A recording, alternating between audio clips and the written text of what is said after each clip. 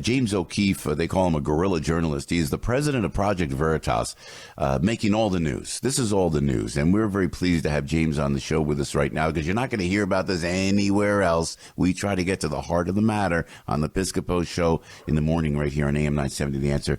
James O'Keefe, welcome back to the program, sir. Hey, great to be with you this morning.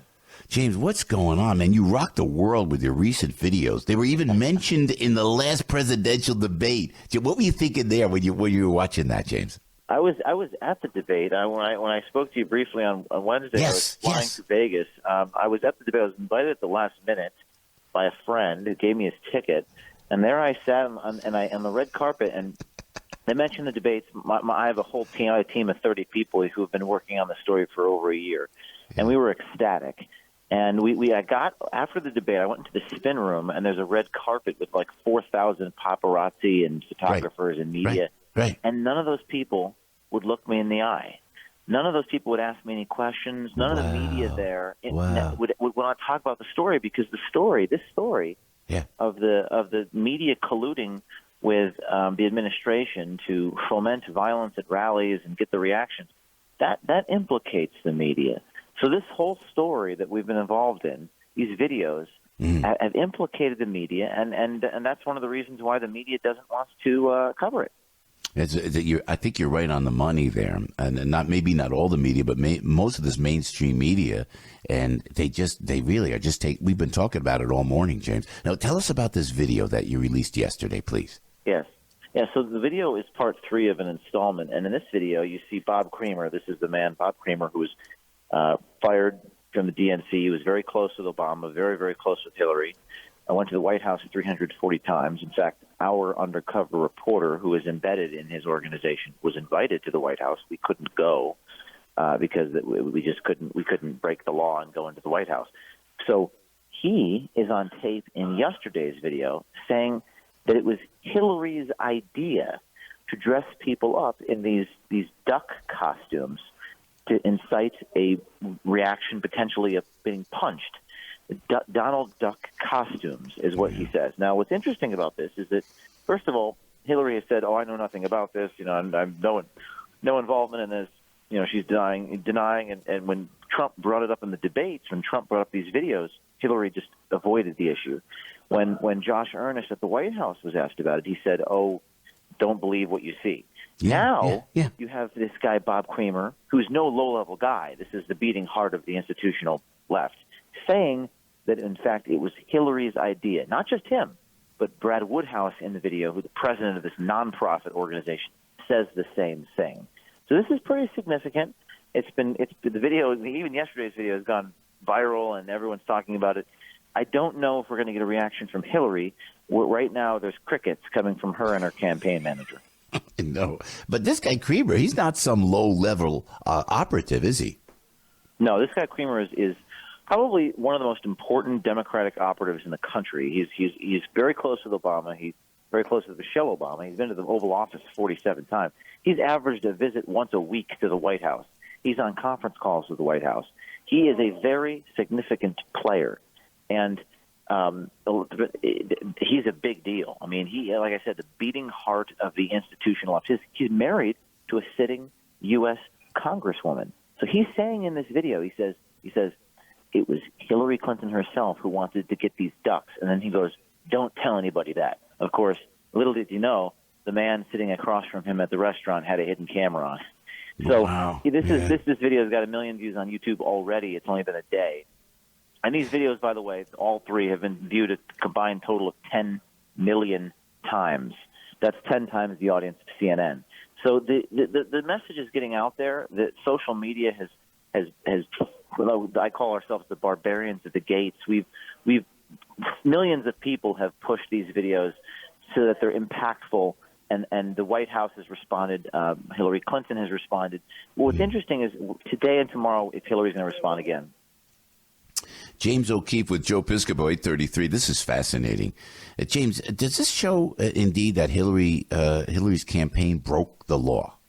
Yes, it does. The other part of this new video is that it's against the law for a campaign to coordinate with a super PAC or with a nonprofit organization.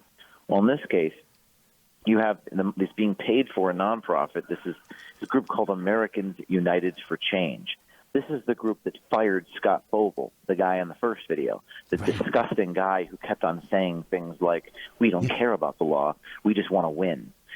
Win this mother effer," were his words. Yeah, and James, not to interrupt you, hold that thought, please. But that guy Vogel, man, he said he admitted right on one of your videos that they were bringing in people from other states. They were crossing state borders for people to vote. Yes. How did that just go away? How did that go away? Yeah, because the reason it went away is because it's so damning. It's so awful. I mean, this is the second video. In this video, he says, "We bust people across state lines. We've been doing it for 50 years." Yeah. He says, "We get fake paychecks, pay stubs. Yeah. You get rental car companies, the shell companies, that people don't know that you have a bus of people."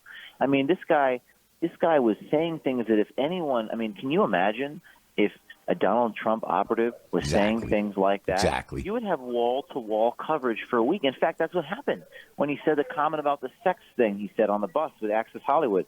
It was wall-to-wall for a week, and there wasn't actually any particular evidence at the time that he had done anything more than just talk. Here you have an operative talking and doing.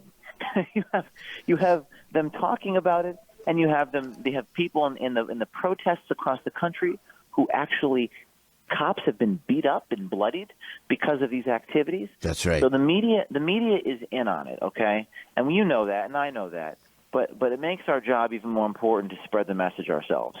I wonder if all those 10 million views that you got, now, don't you think those people are going to show up at the polls? I've been saying that all morning long, man, that they're saying, "Oh, there's no way Donald's going to win. No way Donald's going to win." All the folks watching your videos, James O'Keefe, and understanding how wrong this is and how the campaign on the left broke the law, don't you think those people show up to vote for Donald Trump? I think that they probably do. I also think that people in this country are so angry. Donald Trump is almost like a proxy vote against the whole machine. People don't trust the media. They're very angry. I mean, they're furious what's happening. Last night I was on Twitter. You know, Twitter is my greatest advocate, and these social media sites, because I've got nowhere else to go. And let me tell you something else. These media corporations, I was going to do an embargo exclusive with some TV stations. They actually spiked the story at the last minute. And some of these guys have told me, "James, please don't tell anybody, but we were afraid of getting our FCC licenses revoked from a future Clinton Department of Justice or whatever." Oh, my gosh. Can you believe that? We live in a banana republic where media organizations are afraid to report facts for fear of retaliation by their own government. Now, listen, that's why Trump is winning, because people are not dumb. You know, in your audience probably that they're probably shaking their heads, going, "Yeah, James, doesn't surprise me." Well, guess what? It surprised even me to hear that from these major media corporations. That's why Trump's doing well, and the more people know about that, the better Trump's going to do. You know, you just answered my question, James, because I've been thinking about that, and I've been asking that all week. It's like, what's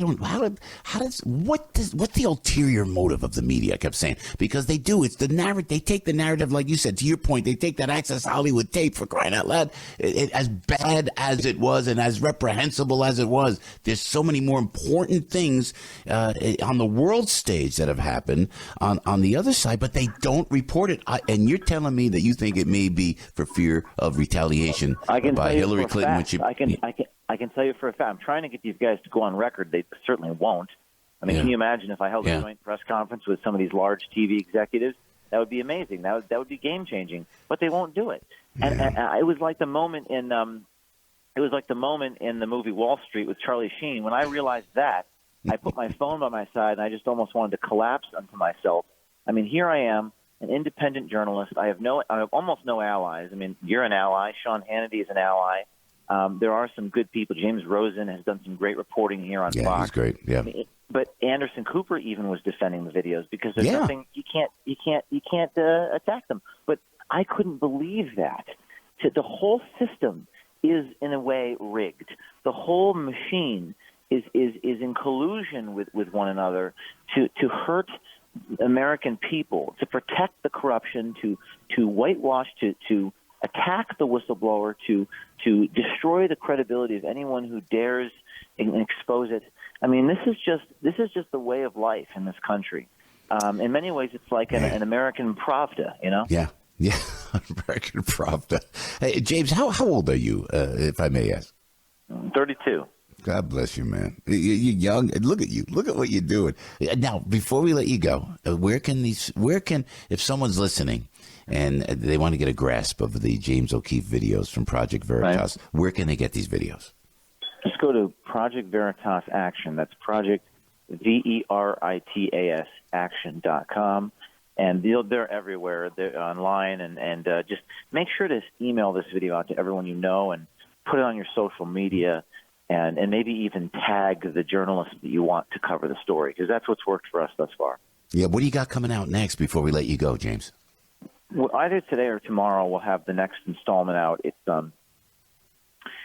more evidence of fraud, corruption within this whole framework, this whole all the people that you've been seeing, Bob Creamer and others. You'll see just more and more and more and more and more. We drip it out. We drip it out little by little because they cover it up. They lie, then we expose the lie. Hillary says she wasn't involved. Now we have Hillary. So these types of things we do because it's the only way to get around the media's complicit nature. Man, James O'Keefe, journalist, president of Project Veritas, New York Times bestselling author. James, thanks for coming on the show. You're welcome here anytime, brother.